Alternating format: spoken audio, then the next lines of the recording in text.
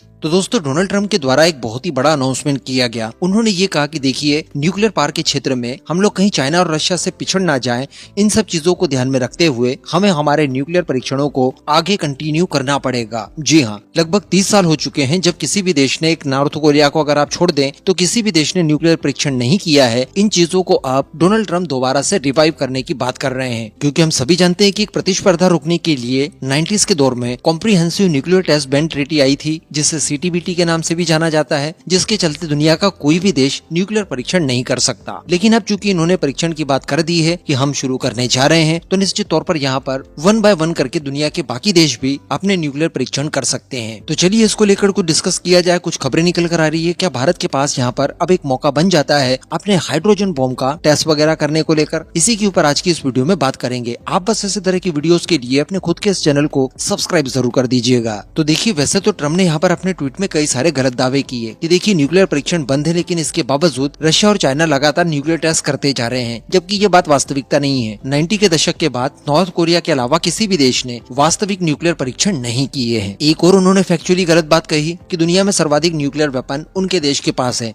जबकि अभी तक हम लोगों को पता है कि रशिया इस मामले में नंबर 1 के पोजीशन पर है। हाँ, ऐसा जरूर हो सकता है कि जो एक्टिव न्यूक्लियर वेपन्स की संख्या हो वो अमेरिका की ज्यादा हो, क्योंकि न्यूक्लियर वेपन्स बना लेना ये एक अलग बात है, लेकिन न्यूक्लियर वेपन्स को बना लेने के बाद उन्हें हर वक्त एक्टिव रखना, इसके लिए भारी भरकम खर्च वहन करना पड़ता है। और अमेरिका इस मामले में नंबर 1 है, सबसे ज्यादा खर्च वही करता है। तो इस मामले में जो एक्टिव न्यूक्लियर वॉरेट्स हैं वो निश्चित तौर पर अमेरिका के हो सकते हैं, लेकिन इस बात को भी उन्होंने क्लियर नहीं किया है। लेकिन अब जब इन्होंने न्यूक्लियर परीक्षण करने की बात कर दी है, और अगर मान लीजिए कि इन फ्यूचर ये लोग वास्तविकता में कोई न्यूक्लियर परीक्षण कर देते हैं, तो इसका असर क्या हो सकता है? निश्चित तौर पर यहाँ पर रशिया और चाइना जैसे देश भी अपने न्यूक्लियर वेपन्स को परीक्षण करेंगे। हालांकि कुछ लोगों को यहाँ पर मैं बता दूं कि ये मानना है कि रिसेंटली रशिया के द्वारा एक मिसाइल का परीक्षण किया गया था जो कि न्यूक्लियर पावर थी, यानी उस मिसाइल में कोई कन्वेंशनल फ्यूल न डलकर उसमें न्यूक्लियर फ्यूल डाला गया था, जिसकी वजह से उसकी रेंज अनलिमिटेड हो जाती है और ये मिसाइल वास्तविकता में काफी घातक हो सकती है। शुरुआत में इस मिसाइल के कॉन्सेप्ट का मजाक उड़ाया गया था, लेकिन जब वास्तविकता में इस मिसाइल का परीक्षण किया गया उसके बाद अमेरिका सख्ते में आ गया, और उसके बाद ही डोनाल्ड ट्रंप के द्वारा ये ट्वीट किया गया था। लेकिन जब टेस्ट होने शुरू हो जाएंगे, संभवतः चाइना और रशिया भी कर ले, इसके बाद संभावना ऐसी भी बन सकती है कि इजराइल के पास भी जो न्यूक्लियर वेपन्स होने की बात कही जाती है, जिसको ऑफिशियली तो उन्होंने कभी स्वीकार नहीं किया, लेकिन संभवतः वो भी न्यूक्लियर परीक्षण करके अपने आप को न्यूक्लियर पावर घोषित कर सकते हैं। मौका यहाँ पर ईरान के पास भी बनेगा और ईरान भी न्यूक्लियर वेपन टेस्ट कर सकता है।